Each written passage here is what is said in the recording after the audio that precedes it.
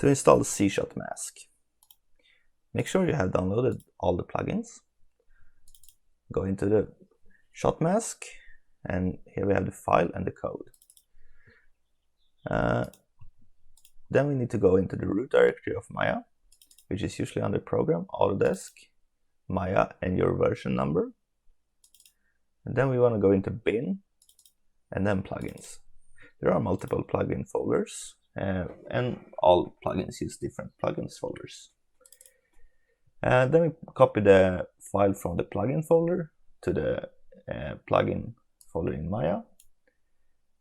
And then we go back to the root directory and go into scripts. And then we go into the script folder in the plugin folder and we copy that file over.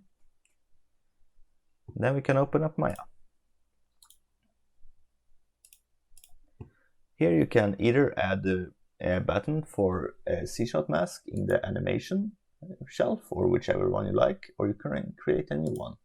To create a new shelf, you go to the little circle at the end and select new shelf, and you can name it whatever you want.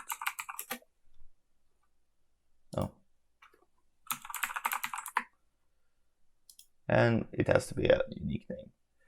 Then you open up your script editor, make sure you're in Python tab, copy the code, and then you can either mark it all and drag it to the shelf. Then you have to select Python, and then you can edit it to rename it.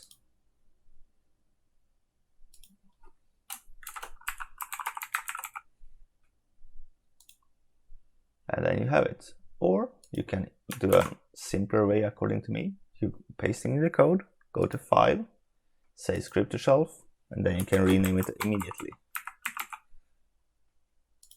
And then you have it up there.